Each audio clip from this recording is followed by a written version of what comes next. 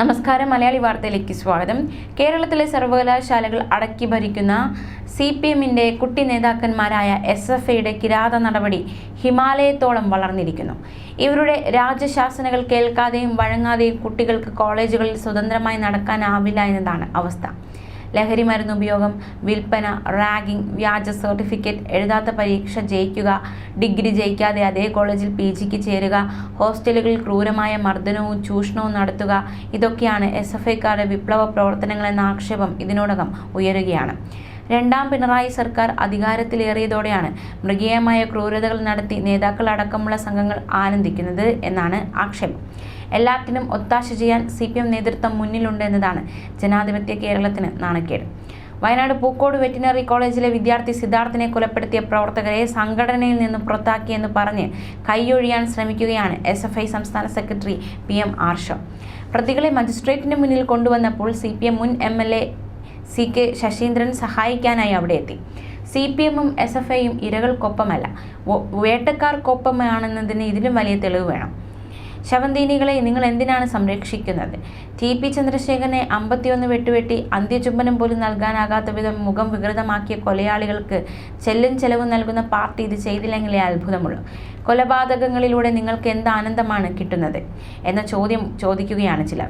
എതിരാളികളെ സ്വന്തം പ്രവർത്തന മികവിലൂടെയല്ലേ പരാജയപ്പെടുത്തേണ്ടത്? അതല്ലേ ജനാധിപത്യം? അല്ലാതെ എതിർശബ്ദമുയർത്തുന്നവനെ അരിഞ്ഞു വീഴ്ത്തുകയാണോ ചെയ്യേണ്ടത്? പല്ലിന് പല്ല്, കണ്ണിന് കണ്ണ് എന്ന പ്രാകൃത നിയമം എന്തിന് CPMഉം അവരുടെ വിദ്യാർത്ഥി യുവജന പ്രസ്ഥാനങ്ങളും ഇപ്പോഴും നടപ്പാക്കുന്നത്? നിങ്ങളുടെ തെറ്റുകൾ തിരുത്താതെ തെറ്റ് ചൂണ്ടിക്കാട്ടുന്നവരെ കൊന്നു തള്ളുക, എന്നിട്ട് യാതൊരു ഉളുപ്പുമില്ലാതെ ന്യായീകരിക്കുക. സഖാക്കളെ നിങ്ങൾക്കുമില്ലേ മക്കളും സഹോദരങ്ങളും? അവർക്കാർക്കെങ്കിലുമാണ് ഇത്തരത്തിലൊരു ദുരവസ്ഥ ഉണ്ടായതെങ്കിൽ നിങ്ങൾ എങ്ങനെയായിരിക്കും പ്രതികരിക്കുക? നേതാക്കളുടെ മക്കളെയൊന്നും ഇപ്പോഴാരും SFIയിലേക്ക് അയച്ച് ജീവിതം പാഴാക്കാൻ അവർ തയ്യാറല്ല. എറണാകുളം ജില്ലാ സെക്രട്ടറി മോഹനന്റെ മകൾ ഇംഗ്ലണ്ടിൽ നിന്നാണ് ബിരുദമെടുത്തത്. മുഖ്യമന്ത്രി പിണറായി വിജയന്റെ മകനും UK-യിലാണ് പഠിച്ചത്. വ്യവസായ മന്ത്രി P രാജീവിന്റെ മകൾ കളമശ്ശേരി രാജഗിരി സ്കൂളിലാണ് പഠിക്കുന്നത്. ഇവരാരും മക്കളെ പൊതു ഉന്നത വിദ്യാഭ്യാസ സ്ഥാപനങ്ങളിലേക്ക് വിടാറില്ല. സ്ഥാപനങ്ങൾ മോശമായതുകൊണ്ടല്ല, അവിടെയെങ്ങാനും ചെന്ന് രാഷ്ട്രീയ പ്രവർത്തനത്തിന് മക്കൾ ഇറങ്ങുമോ എന്ന പേടി ഇവർക്കെല്ലാമുണ്ട്. താലിബാൻ മോഡലിൽ ആൾക്കൂട്ട വിചാരണ, ക്യാമ്പസുകളിൽ സമാന്തര ഭരണം, SFIക്കാരുടെ സർവ്വതോന്യാസത്തിനും ഇടത് അധ്യാപക നേതാക്കൾ കുടപിടിക്കുന്നു. അധ്യാപകരും വിദ്യാർത്ഥികളും ചേർന്നുള്ള ഇത്തരം ക്രിമിനൽ സംഘങ്ങൾ ക്യാമ്പസുകളെ അടക്കി ഭരിക്കുന്നു എന്നൊരു ആക്ഷേപം ഈ ഒരു സാഹചര്യത്തിൽ ഉയരുന്നുണ്ട്. എന്തുകൊണ്ടാണ് SFIക്കാർ ഇത്തരത്തിൽ ക്രൂരമായി പെരുമാറുന്നതെന്ന് ചിന്തിക്കാനോ തെറ്റ് തിരുത്താനോ CPM തയ്യാറാകുന്നില്ല. TP ചന്ദ്രശേഖരനെ ക്രൂരമായി കൊലപ്പെടുത്തിയ കേസിലെ പ്രതികളായ സഖാക്കളായ കുഞ്ഞനന്ദനും ജ്യോതിബാബുവും KK കൃഷ്ണനുമല്ലേ SFI നേതാക്കളുടെ റോൾ മോഡലുകൾ? മുഖ്യമന്ത്രി പിണറായി വിജയനും അദ്ദേഹത്തിൻ്റെ മകൾക്കുമെതിരെ ഉയർന്ന ആരോപണങ്ങളും കേസുകളും, വിദ്യയുടെ വ്യാജ സർട്ടിഫിക്കറ്റ് കേസ്, ഇതിലൊക്കെ കാര്യമായി ഒന്നും സംഭവിക്കുന്നില്ല. ഇതൊക്കെ കണ്ടാണല്ലോ കുട്ടി സഖാക്കളും വളരുന്നത്. 2 മാസം മുമ്പ് SFI നേതാവ് PM ആർഷോ സെക്രട്ടേറിയറ്റിൽ അതിക്രമിച്ച് കയറി പ്രശ്നമുണ്ടാക്കിയിരുന്നു. മുതിർന്ന IAS ഉദ്യോഗസ്ഥനായ B അശോക് കേന്ദ്ര ഉദ്യോഗസ്ഥരുമായി വീഡിയോ കോൺഫറൻസിലൂടെ സംസാരിക്കുന്നതിനിടെയായിരുന്നു സംഭവം.